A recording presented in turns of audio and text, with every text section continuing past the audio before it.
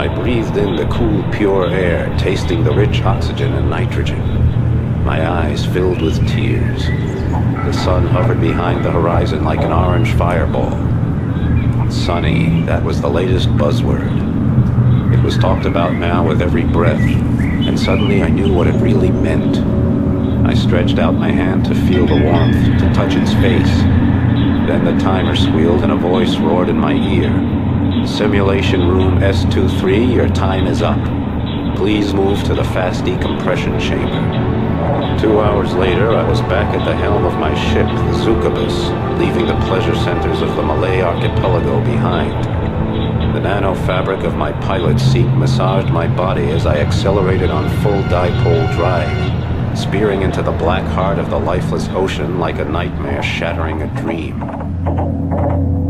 But the oceans were no longer as dead as they seemed.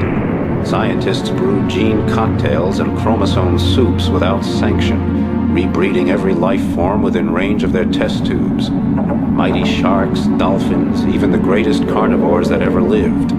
Primordial beasts that had terrorized the oceans 150 million years ago. The scientists did what they pleased, including creating new branches of life where evolution refused to go. They earned so many credits with their tinkering that even the most powerful computers struggled to keep up with the total. But behind the glittering facade of tungsten, titanium, and niobium, the calcareous whole of human existence was crumbling. The frequency of mass disasters increased dramatically. Amok runners, psychotics, high-tech slave drivers, gene adulterators, and slick techno dealers prowled everywhere, plunging habitats and dwellings into chaos. My name is Emerald Deadeye Flint. I'm tracking down the remaining bionts scattered throughout the oceans. Each one a potent germ posing danger to the world of Aqua. When the bionts appeared out of nowhere 5 years ago, aiming to extinguish human life in the oceans, I had no objection. On the other hand, it didn't hurt my cash box any to give humanity a short reprieve, so I went for the credits. But during the destruction of the biont stronghold off Australia, called the Survion, my friend Hong Long sacrificed her own life so I could place the final explosive charge. Now I don't sleep too easy. And I won't till every last remnant of the biont threat has been eliminated. My last job was in Neapolis, the capital of the Atlantic Federation.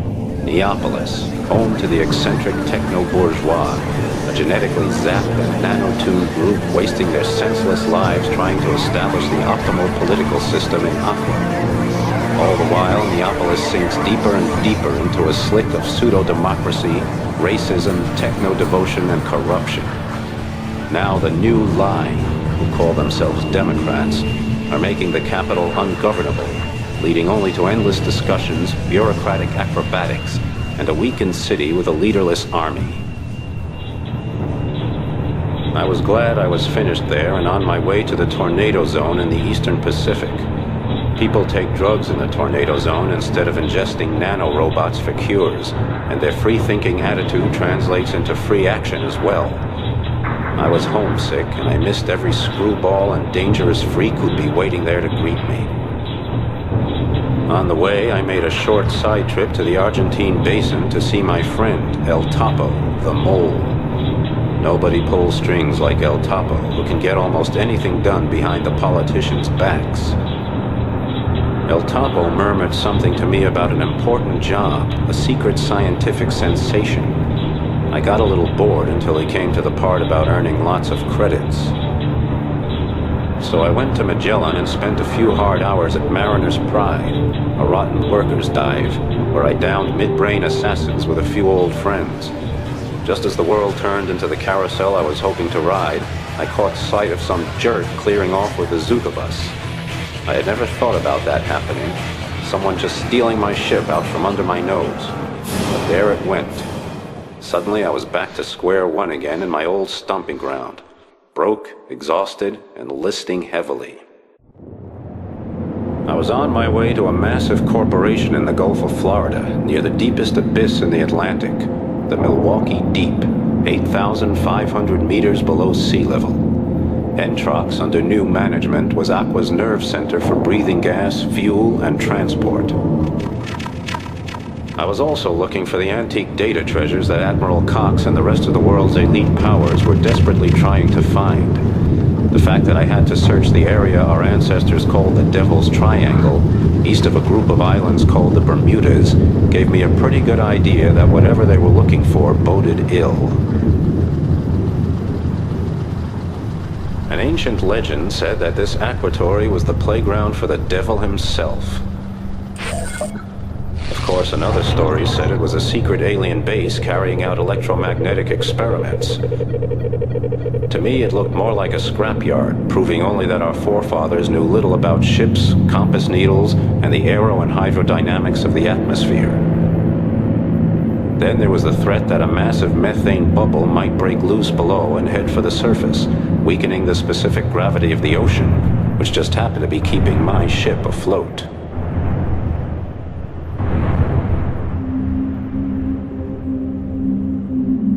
Whoever created the power plant world of Entrox must have had a large and voracious brain with an extra gland devoted to hellish madness. Under the Entrox turbine facilities, you can feel the crushing threat of extinction more than anywhere in Aqua. Our feeble-minded ancestors located their most highly developed launch site here, eager to conquer what they called the heavens at any cost. All around me on the seabed were the twisted remains of their idiotic efforts, testifying instead that they ended up down here, in hell. I didn't know what the hell was going on, which meant I was right in my element. What was in those data files? Why did Admiral Cox and the noble Atlantic Federation want them so badly? And what options was Cox saving for himself? Still, I was happy to again ply the turbulent, free, and mysterious seas of my old home, the Tornado Zone. Like Sodom embedded in solid rock, the eternally shining Atacama City beckoned me home. Ruled by rebellion and centuries of glorious piracy and freebooting, I knew it wouldn't be easy for Atacama to accept a military project imposed on them by Neapolis. Atacama City welcomed deserting officers of the shogunate, black marketeers from the clans union, amok runners and drug dealers, free thinkers, slum poets, and fun prophets. It gave shelter to gene dealers, chromosome splitters, and nanotechnology smugglers, and gave warmth to those infected by viruses, to mentally ill intellectuals tired of life, and to sleep-addicted freaks from all nations. Ivan King, the mightiest and most rational of all the warlords, was feeling pressure. The followers of Boris Santiago, who had been deprived of his leadership 5 years ago, were trying to return to power by waging a guerrilla war. King tried to maintain a balance between autonomy and a profitable coexistence with the conspicuous consumers of the North. Unfortunately, he sometimes went too far in his dealings, and the Brainfire Project was a case in point. It intruded like a poisonous virus into a cozy little cell of criminality and free thinking. Here the madness started for me and for the whole of Aqua. Here the stupidity of the modern world reached again for the heavens, only to rip open the gates of hell.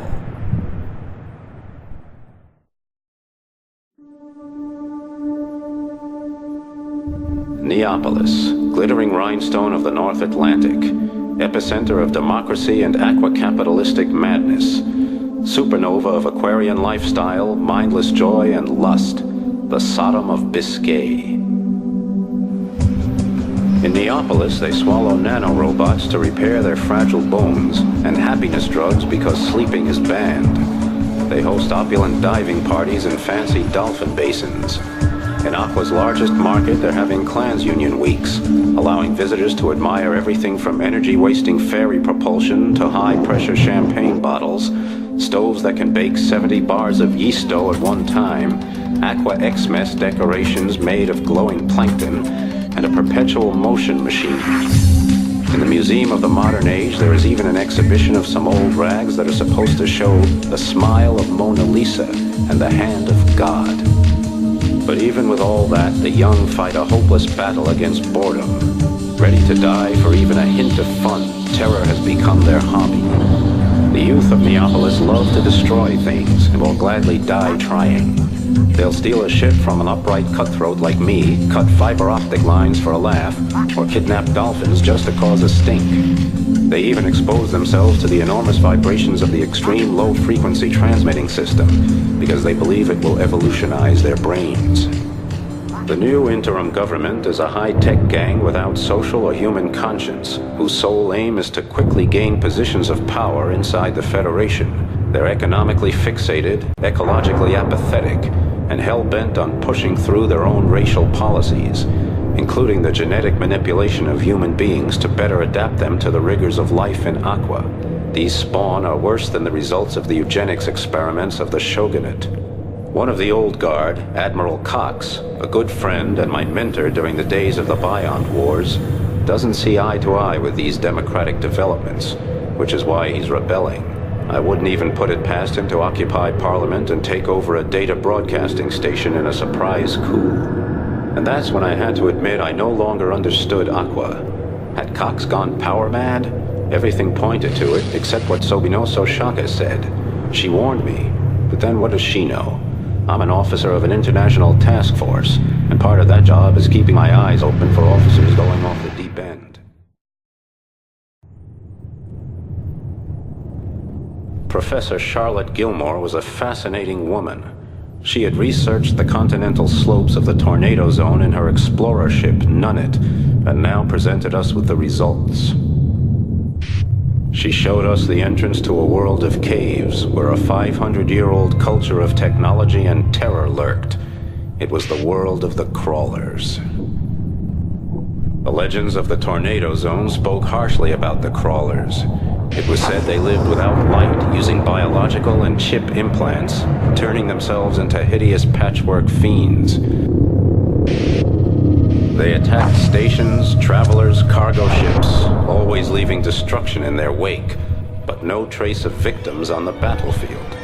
That gave credence to the legend that the crawlers were cannibals. Revolting and dangerous man-eaters wallowing in sediment. Gilmore had more guts than all of us put together.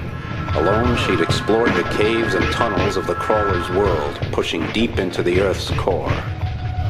She showed us the way into that hell, and we could hear the screams of tortured victims reverberating with the grunts of their tormentors. When I saw the pictures, I had only one reaction. I wanted to see the crawlers dead, their colony of darkness and ruins, their grotesque forms spasming in a boiling and bloody sea. I wanted to look in the eye of their boss devil, Mad Sam Cahonen, and show him the darkest part of Deadeye Flint's soul.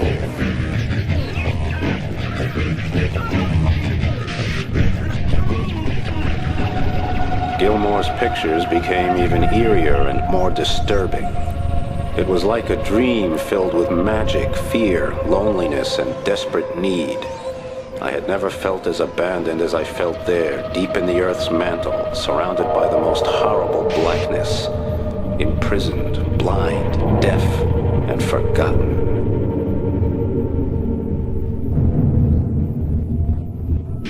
From the remains we were looking at, the ancient civilization clearly had not lived underwater. Those caves had been dry as a bone right up until the South Pole melted. Gilmore claimed she was on the trail of a civilization that had ruled the surface 12,000 years ago. She believed they had retreated deeper and deeper into the crevices of the Earth, but she didn't know why. They took their energy from a mysterious source of inexhaustible power, she said, and they must have come into contact with powerful intraterrestrial beings. The Atlantides, as Gilmore called them, lived in worship of their monstrous gods, called Old Ones in the most ancient of the surviving manuscripts. But the gods they worshipped were devils, and their worship led to the rule of torment and fear. At some point, the Atlantides managed to lure their monstrous gods into the gigantic subterranean caves, turning them into prisons. The legendary city of Bathopolis was said to lie down there, at the edge of the deepest point on the planet. Gilmore, sweet and crazy Charlotte, said we would find the entrance to the inner Earth of the Atlantides there. This inner world was said to be a giant hollow sphere with its own sun, a fairy tale paradise even more beautiful than the surface world of old. Me, I had an absolute belief that the core of the Earth was full of fluid metals, its massive nickel-iron nucleus powering the good old dynamo we call the magnetic field.